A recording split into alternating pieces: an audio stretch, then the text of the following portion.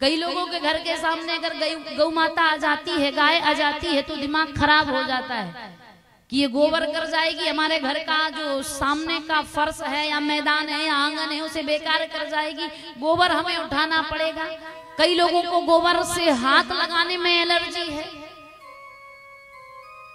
निवेदन, गौ माता वो मंदिर है जिसकी आप सेवा करके देखिए, आपको धन धान्य से परिपूर्ण कर देगी वो गौ माता। लेकिन आजकल की पढ़ी लिखी बहुएं गोबर से कोई हाथ नहीं लगाता। कई जगह पर हमने देखा, अगर पूजा के लिए कह दिया जाए कि गणेश जी बना के लाओ गोबर के, तो माताएं बहनें क्या कहती, हमारे हाथ खराब हो जाएंगे। वो एक एक इंच के नाखून रखती है ना, वो नाखून गंदे खराब होने का डर लगता है। लेकिन निवेदन, गौ माता का गोबर वो गोबर है जिसमें माता लक्ष्मी विराजती है, क्योंकि गौ माता के शरीर में सारे देवताओं का वास है।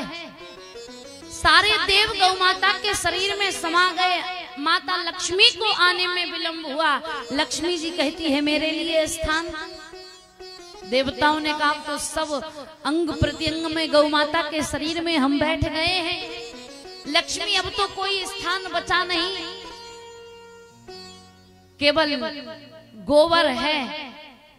लक्ष्मी जी कहती है मैं उसी में विराजमान हो जाऊंगी। तो वो लक्ष्मी जिसके पीछे सारा संसार भागता है, वो लक्ष्मी गौ माता के गोबर में विराजमान होती है।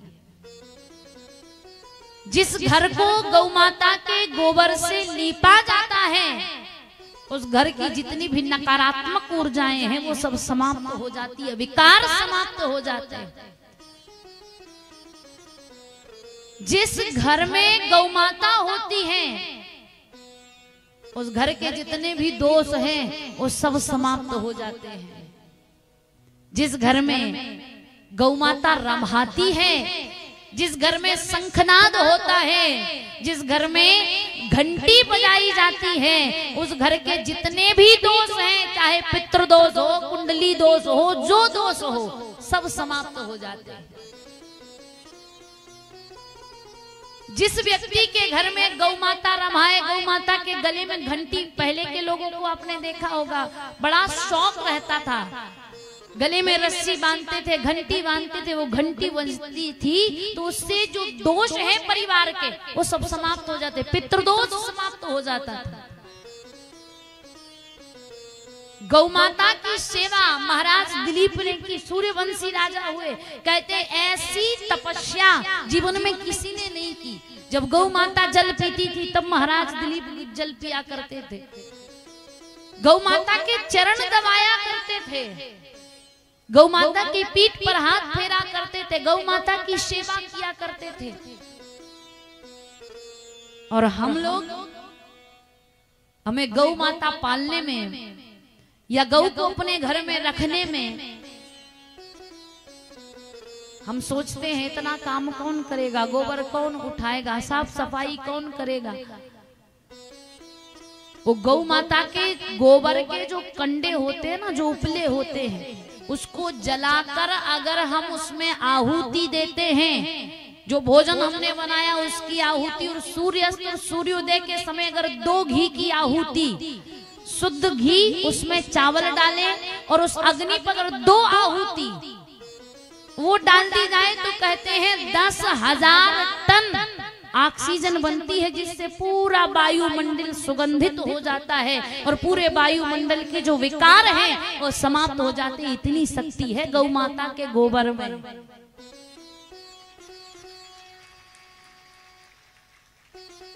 लेकिन आज के समय में लोग गायों को नहीं, कुत्तों को पालते हैं। गाय बेचारी सड़कों पर घूम रही है और कुत्ता एसी गाड़ियों में घूम रहा है। हम लोग पढ़ लिख गए हैं, समझदार हो गए हैं, हम गौ माता जिससे हमारे जीवन का उद्धार है उसे सड़कों पर भटकने के लिए छोड़ रहे हैं। और कुत्ता, अगर कुत्ते से कुत्ता कह दिया जाए ना तो कई लोग नाराज हो जाते, कुत्ता मत कहो, हमारी स्वीटी है, हमारा डॉगी है। अरे तुम्हारा जो भी हो है तो वो कुत्ता ना। मैं बुराई नहीं कर रही हूँ, वो भैरव का स्वरूप है, उसका भी सम्मान कीजिए। घर के सामने आए तो रोटी दीजिए। और देखिए कितना अजीब है आज का मानव, अपना कुत्ता अगर है तो उससे कुत्ता मत कहो, हमारा डॉगी है तो ये है, तो कई नाम रखते हैं लोग। और दूसरे का कुत्ता अगर घर के सामने आ जाते तो डंडा मारते हैं। इतना प्रेम है तो उससे भी वैसे ही प्रेम कीजिए जैसे अपने कुत्ते से करते हो। लेकिन गौ माता की सेवा करें। गौ माता सड़कों पर भूखी भटक रही है और कुत्ते के लिए हम अलग अलग ब्रांड के बिस्किट, उसका खाना अलग, उसका रहना अलग। घर के सोफे में बैठ रहा है, वहीं मेहमान आ रहे, वहीं तुम बैठ रहे हो, वहीं बैठकर खा रहे, वहीं सारा काम हो रहा है। वो तो हमको उसको नहलाते हैं। गौ माता जैसा पवित्र जीव नहीं जिसे मां कहा गया, क्योंकि गौ माता को गौ माता किस लिए कहा जाता है? जब छोटा सा बालक होता, हम छोटे छोटे होते हैं, छोटे छोटे शिशु,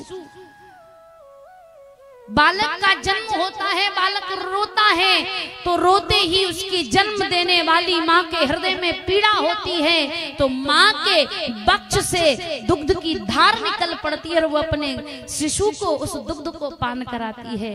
लेकिन 2-4 वर्ष बीत जाने के बाद जब उस माँ के वक्ष में दुग्ध नहीं होता तब वो बालक रोता है, तो बाहर आंगन में बंधी हुई गौ माता रमाती है कि अपने पुत्र को ऐसे मत रुलाओ, अभी मैं हूँ। उस माँ के आंचल में अगर दुग्ध नहीं है तो दूध मैं दूंगी, मेरे आंचल से निकाल कर ले जाओ और उस बालक को पिला। तो एक वो माँ है जिसने जन्म दिया, अपने आंचल से दुग्ध पिलाया, और जब उस माँ के आंचल में दुग्ध नहीं रहा तो गौ माता ने अपना दुग्ध पिलाया।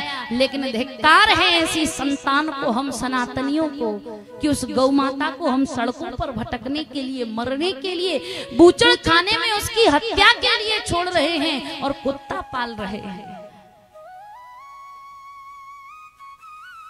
मैं ये नहीं कहती आप कुत्ता मत पालियो, वो भी जीव है, उसको पालो रखो, लेकिन गौ माता का पालन प्रारंभ कीजिए, गौ माता की सेवा प्रारंभ कीजिए। गौ माता की रक्षा तभी होगी, केवल ये कहने से नहीं कि गौ माता की रक्षा हो, गौ माता की रक्षा केवल चिल्लाने से कुछ होने वाला नहीं है। ऐसे तो हम चिल्लाते हैं, चिल्लाते ही रहेंगे, लेकिन परिवर्तन कब आएगा? जब शुरुआत हम अपने आप से करेंगे। क्योंकि एक कहावत है ना, हम बदलेंगे युग बदलेगा, हम सुधरेंगे युग सुधरेगा। जब हम ही नहीं सुधरे तो कहाँ युग बदलने के लिए और युग को सुधारने के लिए चले। शुरुआत हमें अपने आप से करनी होगी। क्यों? अगर एक व्यक्ति सुधरेगा, एक व्यक्ति से एक परिवार सुधरेगा, एक परिवार से एक मोहल्ला सुधरेगा, एक मोहल्ले से एक गांव सुधरेगा, एक गांव से एक जिला सुधरेगा, एक जिले से एक प्रदेश सुधरेगा, एक प्रदेश से एक देश सुधरेगा, और धीरे धीरे ये सारा संसार बदल जाएगा। हम सब गौ माता की सेवा का संकल्प लें।